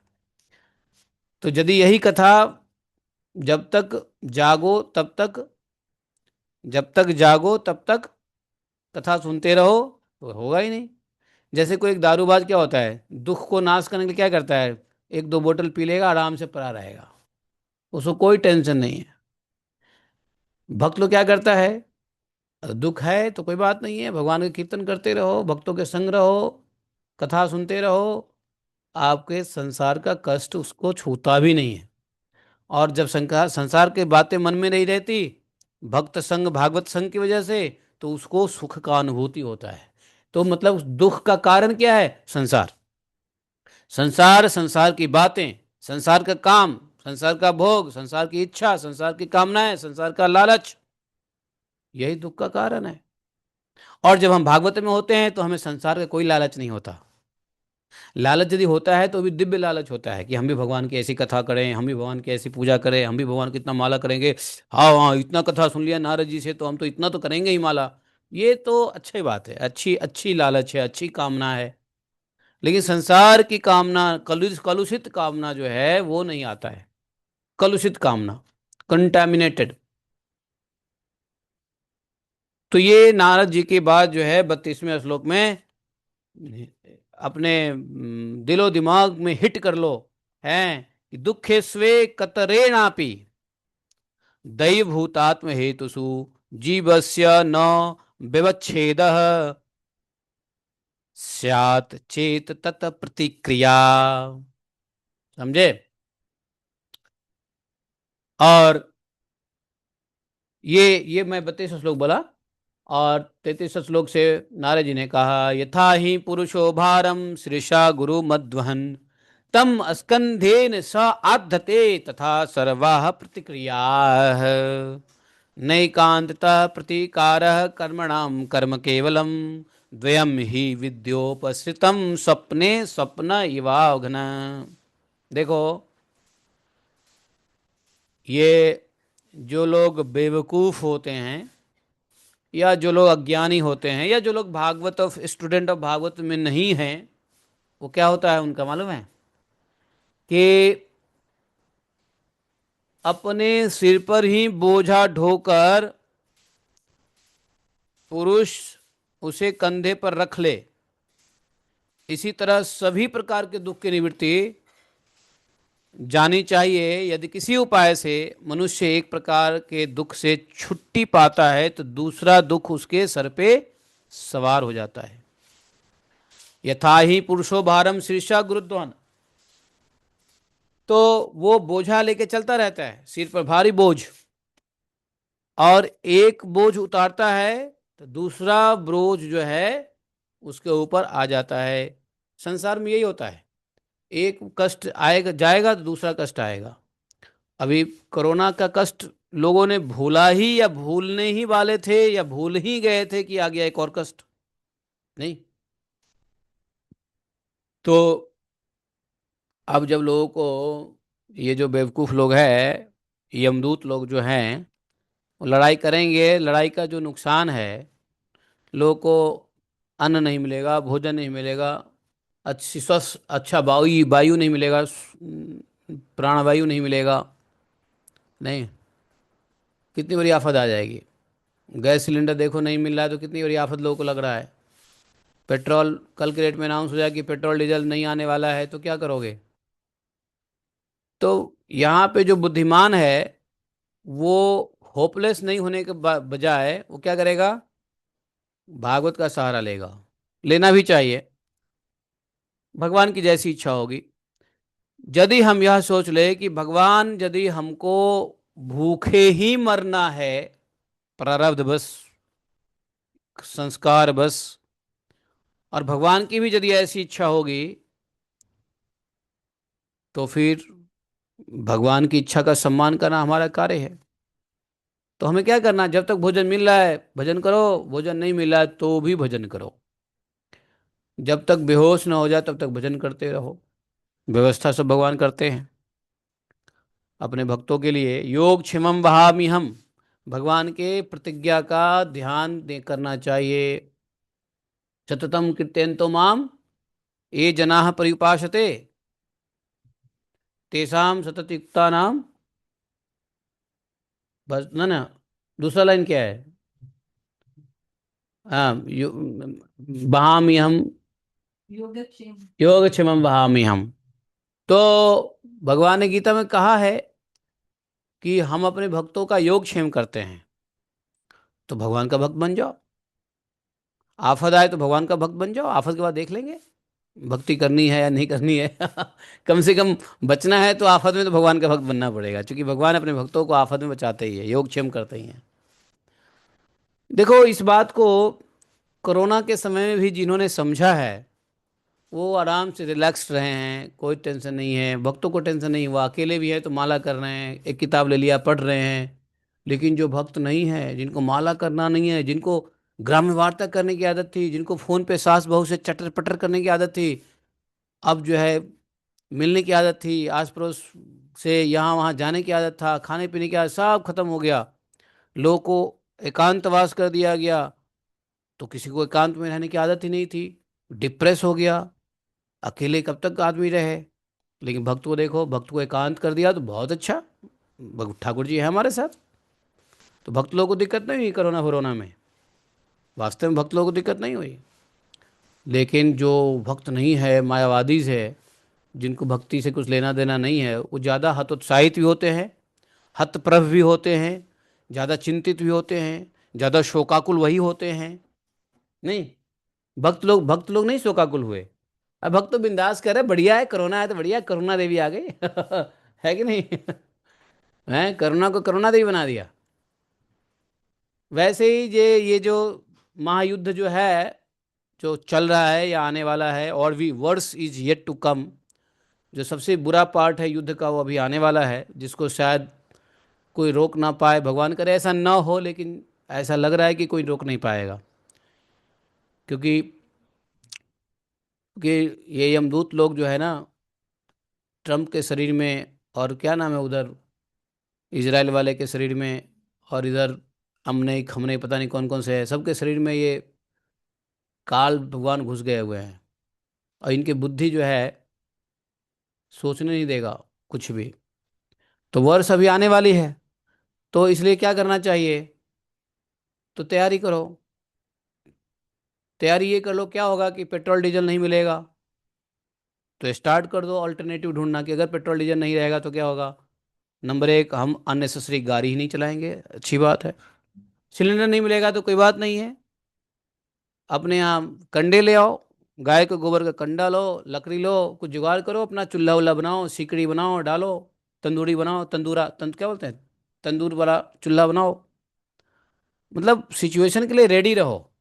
हाँ, अब चूंकि जीवन को लोगों ने इस प्रकार निर्भर कर लिया है तेल और गैस के ऊपर, कि भगवान ना हो तो काम चलेगा, तेल गैस ना हो तो नहीं चलेगा, ऐसा। तो इसी को कहते हैं आर्टिफिशियल लिविंग। भगवान के ऊपर निर्भर ना होकर के लोगों की डिपेंडेंसी क्या हो गई, तेल के ऊपर, गैस के ऊपर, बिजली के ऊपर। तेल, गैस और बिजली, ये तीन चीज है ना, चौथा कोई चीज है क्या। मान लो युद्ध के कारण बिजली भी नहीं है, तेल भी नहीं है, गैस भी नहीं है, तो क्या करोगे। आज के डेट में सोच लो कि तेल और गैस, बिजली नहीं है, पेट्रोल भी नहीं है, डीजल भी नहीं है, गैस भी नहीं है, और बिजली भी नहीं है, बिजली भी गुल हो गई, तो कैसे रहोगे, बताओ। ये तीन चीज जब ना हो ना 90 दिन, तो आधी आबादी दुनिया की ऐसी खत्म हो जाएगी। हॉस्पिटल में सारे लोग मरेंगे, नहीं, कुछ लोग तो अवसाद में हो जाएंगे। अब जिसको सास ससुर से ज्यादा बात करने की आदत है, वो ऐसे ही पागल हो जाएंगे कि बात नहीं हो रही है, बात नहीं हो रही है सासू माँ से, सासू माँ रोएगी बेटी से बात नहीं हो रही है, बहू से बात नहीं हो रही है, तो ऐसे ही डिप्रेस हो जाएगी। क्योंकि लोगों ने इतना अपना माइंड को आउटवर्ड बना रखा है, इतना बहिर्मुखी बना रखा है विषयों में, ग्राम्य वार्ताओं में, है। तो इस सब के लिए तैयार रहो, अगर ऐसी सिचुएशन आए तो क्या करना चाहिए। हालांकि ये सब सिचुएशन आता ही है प्रकृति की तरफ से, कि बेटा पुरुष को पीछे जाओ, है कि नहीं, थपेरा लगाती है प्रकृति कि पुरुष की ओर उन्मुख हो, अब लौट चले, किधर को, भगवत दर्शन को। तो इसलिए जो है, अब कुछ लोग ऐसे होंगे, हम जैसे लोग, जब आएगा तो देखा जाएगा, जो आएगा देखा जाएगा, वो भी ठीक है, let it go principle. Let it go तो ठीक है, लेट इट कम एक प्रिंसिपल होता है, लेट इट कम जब जो हुआ देखा जाएगा, है कि नहीं तो ये है ना। लेकिन देखा तो जाएगा, प्लानिंग ये कर लो। हाँ, खासकर जो है, खासकर जो जो अभी एक अट्टालिका की जीवनी बनी है ना, फ्लैट में 2 2 3 3 4 4 बेडरूम के फ्लैट बने हुए हैं, और लोगों के पास तो ऐसे ऐसे रहने के बिल बनाए हुए हैं, उसको बिल ही कहोगे, बिल में क्या होता है, रोशनी नहीं होती, तो जहाँ प्रकृति की रोशनी नहीं जाए उसको हम लोग बिल कहते हैं। बिल, बिल समझते हो, बिल, हाँ, बिल को अंग्रेजी में क्या कहते हैं, होल, यस, होल। तो ये कुछ तो बिल बना रखे हैं लोग बाग, उसको फ्लैट नाम दे दिया है। रोशनी है नहीं, हवा है नहीं, बताओ। तो ये सब इन लोगों को बहुत दिक्कत हो जाएगी। है, देखो ईरान को खंडर बना दिया, एकदम खंडर बना दिया। अब जो बचे हैं उनके जमीन के अंदर बचे हैं, जमीन के ऊपर तो लगभग खत्म है। हाँ, अगर ईरान को दोबारा से खड़ा होना पड़े बिल्डिंग साहब, तो आगे 50 साल लगे, 35 साल 40 साल लगेगा उसको पैर पे खड़े होने के लिए। लेकिन उसने जमीन में जो छुपा रखा है। और इधर ट्रम्प बाबा है जो मानता नहीं। और ट्रम्प मान जाए तो उधर वो नेतन्याहू नहीं मानेगा। लगता है वो पुतना का भतीजा है क्या वो, नेतन्याहू। हाँ। हाँ, तो वो नहीं मानेगा। ट्रम्प मान भी जाए तो वो नहीं मानेगा, क्योंकि उसका। तो कहने का मतलब ये है कि ऐसा लग रहा है कि ये लड़ाई जो है, पता नहीं क्या होगा, भगवान जाने। ये सब आदि भौतिक दुख है। और बाकी जितने भी दुख है सब छोटे छोटे छोटे छोटे छोटे छोटे छोटे, जैसे जैसे हमारी आर्टरी से कैपिलरीज निकलती है ना, वैसे ही समझो 3 आर्टरी है दुख की। और उससे हजारों कैपिलरीज निकलती है, हजारों दुख इसी 3 मेजर आर्टरी से निकलती है, समझे। तो समस्याएं जो भी हो, भगवान के शरण में रहिए, भगवान उपाय करेंगे। हाँ, आइरा पे सुनना। तो भगवान जो है जरूर देखेंगे। और भगवान प्रकृति जो है बीच बीच में अ, भगवान के शरण में जीव को भेजने के लिए कुछ कार्य करती रहती है कि नहीं। तो फिर क्या होने वाला है। तो नारद जी कह रहे हैं कि देखो, सुख का जो दुख का जो बोझ है वो कभी नहीं हटने वाला। एक हटेगा, दूसरा सवार हो जाएगा। बोला राजन, प्राचीन वर्ही को बोला, हे शुद्ध हृदय राजन। कौन सा श्लोक में मैं चल रहा हूँ, 33 में चल रहा हूँ। हाँ, 33। एकांतता प्रतिकार कर्मणाम कर्म केवलम। जिस प्रकार नारद जी बोले, जैसे समझो स्वप्न में रहने वाला, सपना होता है ना, तो स्वप्न में रहने वाला, स्वप्न में जीने वाला, स्वप्न के जगने के बाद क्या होता है, स्वप्न से हमेशा छूटने का उपाय नहीं है। अब स्वप्न में जो आ गया आ गया। अब स्वप्न से जग गए तो अपने आप वो चला जाता है, उसको छोड़ने की आवश्यकता नहीं है। जैसे कल देखो, एक प्रभु ने मुझे दुबई से फ़ोन कर दिया, वो अजय अजय अजय प्रभु जी। और उन्होंने दुबई के एक भक्त से बात करा दी, जो मनकानी के यहाँ काम करती, मनकानी माता जी के यहाँ काम करते थे। अब देखो, स्वप्न भी बड़ा गजब का चीज़ है। दिन में हम जो कुछ भी करते हैं ना, मोस्टली माइंड उसको फॉलो रात में करता है, स्वप्न के रूप में लेता है। और स्वप्न से क्या करता है, वो सब कॉन्शियस अचेतन मन में वो इंफॉर्मेशन डालता रहता है। तो राधा कुंड में रह करके भी राधा कुंड में नहीं रह सकता है आदमी, यदि वह राधा कुंड से बाहर की, धाम से बाहर के लोगों से बातचीत जब तक करता रहेगा तब तक धाम में वास नहीं हो सकता है शुद्ध रूप से। धाम में वास शुद्ध रूप से नहीं हो सकता है यदि धाम के बाहर के लोगों से बातचीत चलता रहे तो। क्योंकि आप धाम में तो रहोगे, धाम में सब कुछ करोगे, लेकिन आप बाहर के लोगों से मिलोगे, बाहर के लोगों से बात करोगे तो आपकी चेतना बाहर चली ही जाएगी। कल दुबई से एक फ़ोन आ गया, मैंने बात कर ली आधे घंटे या 15 मिनट 20 मिनट। रात में मैं दुबई चला गया स्वप्न में।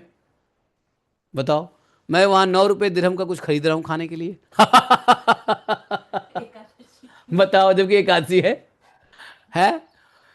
तो कहने का मतलब ये है कि ये कम्युनिकेशन ट्रांसमिट्स एनर्जी।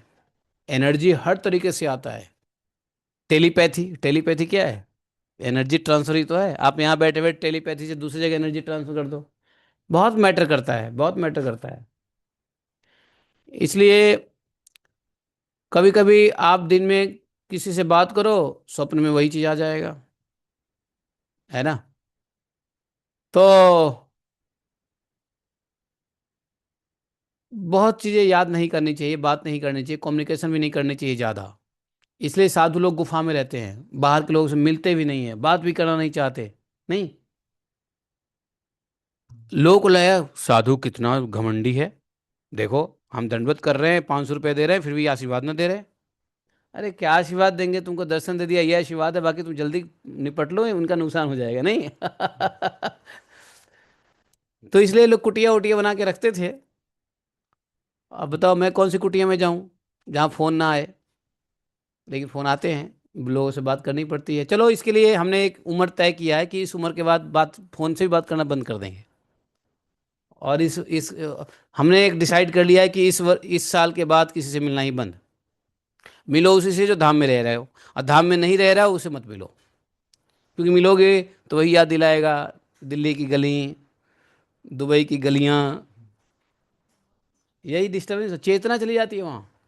अब चेतना मन चला गया तो अब धामवास कहाँ हुआ फिर आपका, अखंडवास में अटूट हो गया, अखंड नहीं हुआ। शरीर से अखंड होने क्या फायदा है, शरीर से तो बहुत लोग यहाँ है, मन से होना। इसलिए हाँ, यदि व्यक्ति को ब्रज से बाहर रह के मन ब्रज में हो तो वो ब्रजवास सही है, लेकिन ब्रज अगर में हो शरीर और मन यदि दिल्ली में है, नोएडा में है, या दुबई में है, ऑस्ट्रेलिया में है, तो वो बड़ा डेंजर है। इसलिए बहुत सारे साधु संत ब्रज से बाहर रह के भक्ति प्राप्त किया है। क्या ब्रज में आए हैं? क्या हमारे वो गुजराती बाबा ब्रज में आए थे क्या? क्या नाम उनका, वैष्णव जन, नरसिंह मेहता, ब्रज में थे वो? मन और हृदय ब्रज था, भगवान पहुंचाते थे, है कि नहीं? फिर तो ब्रज तो वो है जहाँ पे मन है, मन से आप जहाँ भगवान के शरण में है वो ब्रज है।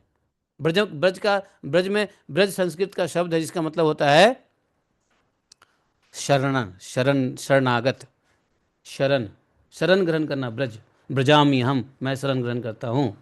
ब्रजवासी जो भगवान कृष्ण के शरण शरण में है, तो शरण में, भगवान के शरण में रहना ही ब्रज, ब्रज का मतलब होता है। तो मन जो है बाहर है, क्या फायदा है? कभी कभी ऐसा लगता है, लेकिन चलो ठीक है, चूंकि भगवान ने कहा है कि यदि किसी का शरीर भी छूट जाए, मन छूट जाए, शरीर छूट जाए, मन ब्रज में रखो या शरीर भी ब्रज में रखो, तो इसका भी फायदा तो है। ऐसा नहीं फायदा नहीं है, फायदा तो है, लेकिन पूर्ण फायदा नहीं है, पूर्ण फायदा नहीं है। तो ये क्या होता है, यही नारद जी कह रहे हैं कि स्वप्न में होने वाला, स्वप्न आंतर, मतलब स्वप्न के बाद, उस स्वप्न से हमेशा छूटने का उपाय नहीं है। तो स्वप्न में रह के स्वप्न से कैसे आप निकलोगे? जैसे स्वप्न आप देख रहे हो, तो स्वप्न से कैसे निकलोगे आप? अपने मन से स्वप्न से नहीं निकल सकते हो। कौन निकालता है? एक्सटर्नल फैक्टर, क्या? नींद। वही माया देवी निद्रा डालती है जिसमें हम स्वप्न में चले जाते हैं, वही माया देवी निद्रा को तोड़ती है, हम स्वप्न से बाहर आते हैं। तो समझो, भगवान से मिलाने वाले भी माया देवी और भगवान से भुलाने वाले भी माया देवी। निद्रा जैसे स्वप्न में डालने वाली है, वैसे ही निद्रा स्वप्न से जगाने वाली भी है। तो वही यहाँ पे नारद जी ने कहा कि तो ये जो है कर्म फल भोगने से छूटने का उपाय केवल कर्म हो ही नहीं सकता। जैसे स्वप्न से छूटने का उपाय स्वप्न नहीं है, वैसे कर्म फल से छूटने का उपाय कर्म नहीं है। और प्राची मुनि क्या कर रहे थे? कर्म कांड कर रहे थे, पशु की बलि दे रहे थे, पता नहीं क्या क्या कर्म कांड कर रहे थे। तो बोले क्योंकि कर्म और कर्म फल भोग दोनों ही अविद्या युक्त होती है। जो काम करोगे वो, और जो काम का फल भोगोगे वो, दोनों अविद्या युक्त है। जिस प्रकार सपने में अपने मनोमय लिंग शरीर से विचरने वाले प्राणी को स्वप्न के पदार्थ न होने पर भी भासते हैं।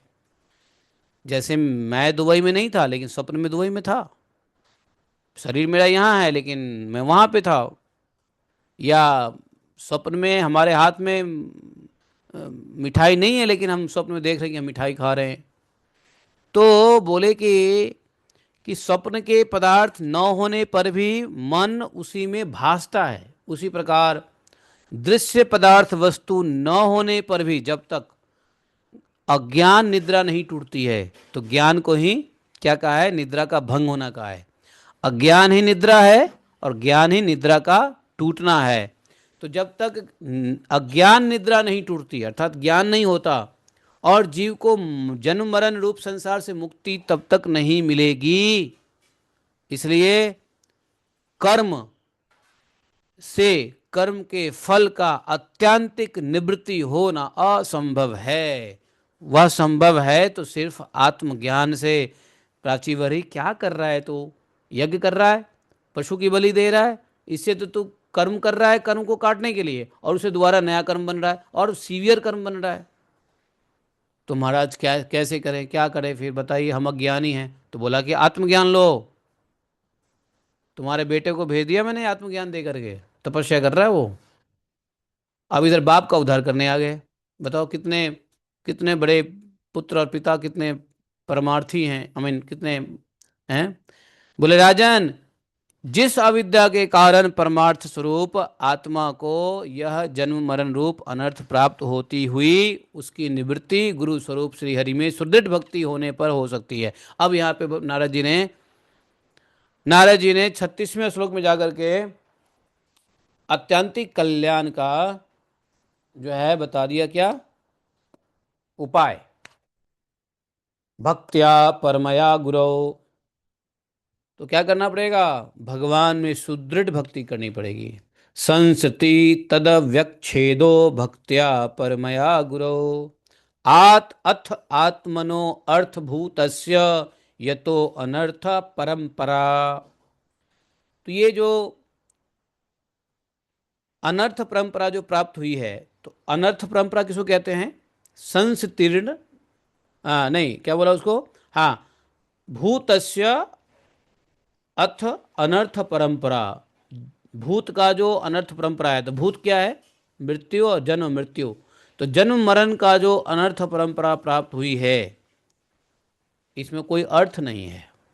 और किस लिए मिली है ये, अविद्या के कारण। तो ये अविद्या नाश कैसे होगा, ताकि जन्म परंपरा का अनर्थ नष्ट हो। तो बोले गुरु स्वरूप श्री हरि में सुदृढ़ भक्ति करनी पड़ेगी। भगवान अल्टीमेट गुरु हैं, गुरु भी हैं अल्टीमेट गुरु, कृष्णम वंदे जगत गुरु, और बाकी भगवान के ही स्वरूप हैं गुरु। तो गुरु स्वरूप श्री हरि में सुदृढ़ भक्ति होने पर हो सकती है, अन्यथा कभी नहीं हो सकती है। बहुत अच्छी बात कह रहे हैं 38 श्लोक में कि देखो, भगवान वसुदेव, सॉरी भगवान वासुदेव, वसुदेव नहीं वासुदेव, एकाग्रता पूर्वक ठीक ठीक से, भगवान वासुदेव में एकाग्रता पूर्वक ठीक ठीक से किया हुआ भक्ति भाव, ज्ञान और वैराग्य को प्रकट कर देता है। भगवान में भक्ति है ठीक ठीक, सम्यक, यहाँ पे एक शब्द का प्रयोग किया है नारद जी ने, वासुदेवे भगवती भक्ति योग समाहितः सघृचिनेन वैराग्यम ज्ञानम च जनइष्यति। तो क्या होता है कि वासुदेव भगवती भक्ति योगो, तो भगवान वासुदेव के भक्ति योग से क्या होता है, ज्ञान और वैराग्य का प्रकट हो जाता है। भगवान की सही भक्ति हो तो ज्ञान और वैराग्य प्रकट हो जाता है। और भक्ति कर रहे हैं लेकिन संसार में अनुराग है, संसार में फिल्म देखने का इच्छा कर रहा है, संसार में एंजॉयमेंट करने का इच्छा कर रहा है, तो भक्ति सही से नहीं समझ में आई है। यहाँ नारद जी कुछ भी लाई लपटाई वाली बातें नहीं करते हैं, सीधी सीधी बात करते हैं। और नारद जी जैसे सीधी सीधी बात करते हैं, वैसे ही मैं भी सीधी सीधी बात करता हूँ, मेरी गलती नहीं है। कि यदि संसार में अनुराग है, संसार के भोगों को भोगने की इच्छा हो रही है, मजबूरी है तो अलग की बात है, लेकिन मजबूरी नहीं है फिर भी जो है ना, अगर आनंद ले रहे हैं, तो इसका मतलब है कि ज्ञान नहीं हुआ है। और ज्ञान नहीं हुआ है इसका मतलब है कि भक्ति भाव में कमी है। एकाग्रता पूर्वक ठीक ठीक से समायोजित तरीके से, यहाँ एक शब्द का प्रयोग किया है समाहिता है, तो समायोजन से, समाहित तरीके से, समाहित मतलब ठीक ठीक तरीके से यदि भक्ति योग नहीं हो रहा है, किसका, वासुदेवे भगवती, और इस प्रकार से ज्ञान वैराग्य होना मुश्किल है। इसलिए भक्ति जितनी अधिक होगी उतना ही अधिक ज्ञान और वैराग्य होता है। जितनी जिसकी जैसी भगवान में श्रद्धा भक्ति, वैसे ही ज्ञान और वैराग्य होता है। जितना कम भक्ति भाव रहेगा उतना ही ज्ञान वैराग्य कम रहेगा। राजन, ये जो भगवान की भक्ति भाव है ना, वो कैसे आती है? अब ये प्रश्न पूछा होगा प्राचीन वर्षी ने कि महाराज ये भगवान की भक्ति तो बड़ी काम की चीज है, ज्ञान और वैराग्य होता है, तो भगवान की भक्ति कैसे हो? तो भगवान की भक्ति के लिए क्या करना चाहिए? नारद जी ने बहुत अच्छा बात बताया है भगवान की भक्ति के लिए, सुनो। सो अचिरा देव राजर से, राजर से मते हे राजन, अचिरा देव स्यात अच्युत कथाश्रय। अच्युत मतलब भगवान, भगवान के कथा श्रवण करने से होगा। शृण्वन्त श्रद्धानस्य नित्यदा स्यात् धीयते। कैसे होगा? रोज कथा सुननी पड़ेगी, और झक मार के नहीं, श्रद्धा पूर्वक सुननी पड़ेगी। नहीं सॉरी, झपकी झपकी मार के नहीं, श्रद्धा पूर्वक सुननी पड़ेगी। और शृण्वंत श्रद्धानस्य नित्यदास। नारद जी को पता था कि लोग बाग भगवान की कथा भी झपकी लेके सुनेंगे, इसलिए उन्होंने इस शब्द का प्रयोग कर दिया। अरे भाई, किस गुरु को पता नहीं है कि चेले चपाटे क्या कर सकता है भक्ति भजन में। इसलिए नारद जी ने खास यहाँ कह दिया, शिन्वता श्रद्धानस्य नित्यदा स्यात् अधीयते। स्यात् मतलब होगा, संस्कृत में स्यात् कहते हैं, मतलब होगा। यत इति स्यात् तर्हि किम स्यात्, यदि ऐसा होगा तो कैसा होगा, तो स्यात्। तो बोले कि कैसे प्राप्ति होगी? भगवान की कथा का आश्रय लेना पड़ेगा। इसलिए कथा का आश्रय लेने के लिए श्रद्धा पूर्वक प्रतिदिन सुनना और पढ़ना पड़ेगा। सुनना या पढ़ना, सुनता या पढ़ता है प्रतिदिन, जो भगवान की कथा को श्रद्धा पूर्वक प्रतिदिन पढ़ता या सुनता है, उसे बहुत शीघ्र इसकी प्राप्ति हो जाती है। नारद जी से मैं पूछना चाहता हूं कि मैं तो कई सालों से पढ़ रहा हूं भगवत कथा, हमको क्यों नहीं भक्ति प्राप्त हुई शीघ्र? इन्होंने शीघ्र कहा है। हैं? हम तो श्रद्धा पूर्वक क्या उत्साह पूर्वक ही पढ़ते हैं, फिर भी भगवान की भक्ति शीघ्र नहीं मिली। नारद जी से कोई आदमी मिलो तो ये प्रश्न पूछ लेना कि माधव कीर्तिदास बहुत चिल्ला चिल्ला के करता है। मेरी ही गलती होगी शायद। नारद जी ने एक बात और कहा था कि कथा पढ़ते हो तो अहंकार में मत पढ़ो, और सुनते हो तो शायद मैं अहंकार में पढ़ता सुनता हूँ, इसलिए इसलिए प्रॉब्लम है। प्रॉब्लम अपने अंदर ही है, नारद जी के अंदर नहीं है। नारद जी की बात तो सत्य है। तो यदि अगर भक्ति नहीं शीघ्र मिली है तो उसका एक ही कारण है, अहंकार। अहंकार में, तो अब अहंकार कैसे छोड़े भगवान जाने। तो अहंकार नष्ट हो, इसलिए तो हम देवी भागवत पढ़ रहे थे कि देवी जी कृपा हो, थोड़ा अहंकार का नाश करे देवी जी, है कि नहीं? क्योंकि अहंकार का नाश और कोई नहीं कर सकता है, सिर्फ राधा रानी कृपा से हो सकती है। जिस जीव को कल्याण राधा रानी करना चाहती है, तो राधा रानी क्या करती है? अपनी गुणमयी माया को कहती है, बेटा इसको अहंकार से मुक्त करो, क्योंकि पूरा ब्रह्मांड अहंकार से आवृत है। अहंकार तत्व आप देखो, वो क्या बोलते हैं, वो जो है ना पूरा एक फोटो है ना पूरा आध्यात्मिक जगत और उसका, तो उसमें देखो, इस पृथ्वी के चारों तरफ ब्रह्मांड, हमारे ब्रह्मांड के चारों तरफ अहंकार का लेयर है जो वाइट कलर का होगा, है ना? अहंकार का, तन मात्राओं का, पंचमहाभूत का ये लेयर है। तो सबसे पहला लेयर जो है वो महत तत्व का है, उसके बाद अहंकार का है।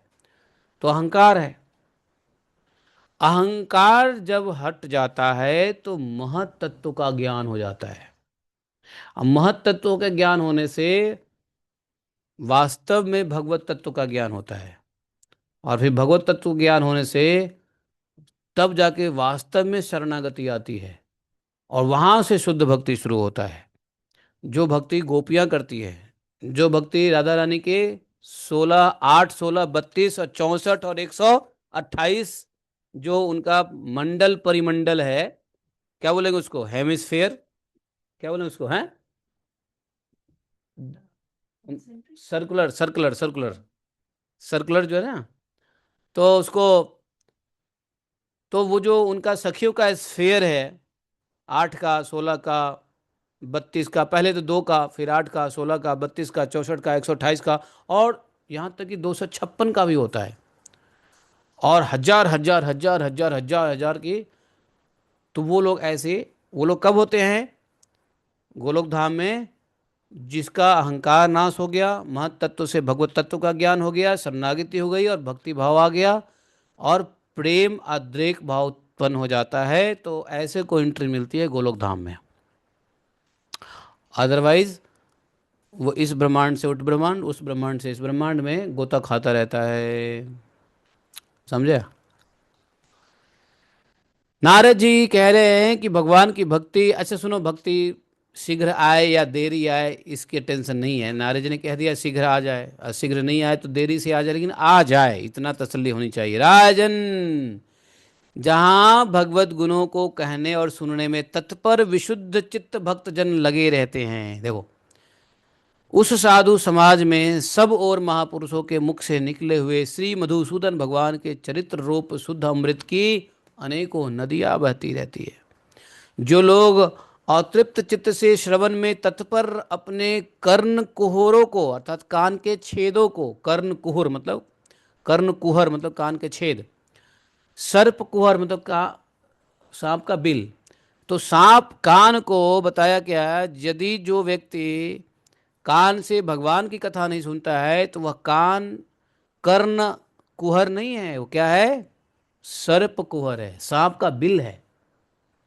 जिस जो कान से भगवान की कथा नहीं सुनी जाती है वो कान नहीं है, सांप का बिल है। उससे जहर ही जा रहा है अपने दिमाग में। तो बोले कि भगवान के शुद्ध अमृत चरित्र रूप, मधुसूदन भगवान के चरित्र रूप अमृत कथामृत की नदियां बहती रहती है, कहाँ, जहाँ पर साधु समाज लोग इकट्ठा होते हैं और भगवान के गुणों का वर्णन करते रहते हैं। तो उन लोगों के मुंह से निकलते हुए भगवान की जो अमृत कथा है उसकी नदियां बहती रहती है, हैं। जो लोग अतृप्त चित्त से, भगवान की कथा सुनने में कभी ना चित्त की तृप्ति नहीं होनी चाहिए। अगर चित्त की तृप्ति हो गई तो समझो वहीं पे खत्म। भगवान की कथा सुनने में क्या होता है, चित्त अतृप्त होना चाहिए। भोजन से तुरंत चित्त को तृप्ति कर लो, लेकिन कथा से अतृप्त रखो चित्त को। ऐसा जब अमृत का छक्कर पान करता है, छक्कर, है ना, तो उन्हें भूख प्यास भय शोक मोह कुछ भी बाधा नहीं पहुंचा सकती। यही तो परीक्षित महाराज से हुआ था। परीक्षित महाराज क्या हैं, श्रवण आचार्य हैं। वो ऐसे भगवान की कथा सुनने में लग गए कि सुखदेव महाराज को चिंता हो रही है। अरे परीक्षित, कहीं लेट अस हैव ब्रेक, कुछ प्यास वास लगी होगी। नहीं महाराज, आप चिंता ना करें, हमको प्यास वास नहीं लगी है, आप कथा सुनाएं। परीक्षित महाराज को कथा सुना रहे हैं। परीक्षित महाराज भूख प्यास भय शोक मोह सब कुछ भूल करके कथा श्रवण कर रहे हैं। परीक्षित महाराज को ऐसे कथा श्रवण सुनने से उनको क्या कहा गया, श्रवण आचार्य, है कि नहीं। तो नारद जी ने कहा इस प्रकार से कथा सुनोगे तो भूख प्यास वगैरह सब कुछ नहीं आता है। आज हम लोग 40वें अध्याय तक ही पढ़ेंगे, 40 श्लोक तक पढ़ेंगे, और 41 श्लोक से आगे हम लोग आगे पढ़ेंगे। बहुत अच्छी अच्छी बात नारद जी कह रहे हैं। तो ये लंबा अध्याय है, 2 दिन में कंप्लीट करना पड़ेगा। टोटल नंबर ऑफ श्लोक 85 है। हाँ, तो आज 40 श्लोक तक रुकना पड़ेगा। तो यहीं पे हम लोग रुक जाते हैं 30 मार्च को, ठीक है, द्वादशी तिथि, सोमवार। ठीक है, बोलिए ग्रंथराज श्रीमद् भागवतम की जय।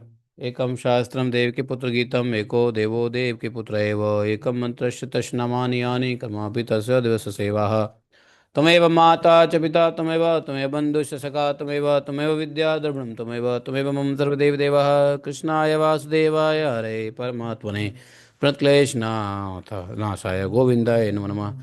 हे कृष्ण करुणा सिंधु दीनबंधु जगतपते गोपेश गोपिका कांतम राधा कांतम नमोस्तुते तप्त कांचन गौरांगी राधे वृंदावनेश्वरी विश्वानुसुते देवी प्रणमामि हरिप्रिये वाञ्छाकल्पतरुभ्यश्च कृपा सिन्धुभैव च पतितानां पावनेभ्यो वैष्णवेभ्यो नमो नमः। जय श्री कृष्ण चैतन्य प्रभु नित्यानंद श्री अद्वैत गदाधर शिवासादि गौरभक्तवृंद। हरे कृष्णा कृष्ण कृष्ण हरे हरे हरे राम राम राम हरे हरे। और देखो, जो नारद जी या ऋषि मुनि सभी भगवान के भक्त या भगवान स्वयं या गोपी लोग भी जो कहते हैं कि भगवान की कथा ही होनी चाहिए, ये भगवान की कथा ही नहीं होती है। बाकी सब भोज भंडारा होता है, बाकी सब कुछ होगा, भगवान की कथा ही नहीं होती है कि नहीं। लोग टाइम पास करते हैं, है कि नहीं। कथा होना बहुत ज़रूरी है। जहाँ जाना चाहिए कथा ही होना चाहिए। राधा कुंड पे जाओगे तो आपको कई बार कई जगह बैठे बैठे लोग कथा करते रहते हैं मंदिरों में। पर कर रहा हूँ, जाओ जाओ जाओ, इसको जाना है ना 9 बजे, तो कथा चलते रहना चाहिए पूरे दिन भर। नहीं तो आधा दिन, नहीं तो आधे का आधा दिन, 12 घंटा, नहीं तो 6 घंटा, नहीं तो 3 घंटा, नहीं तो 1.5 घंटा। जैसे हम लोग 1.5 घंटा की कथा करते हैं, तो कथा होनी चाहिए डेली डेली। कथा के बिना कुछ नहीं होना। अब हम लोग आ जाएंगे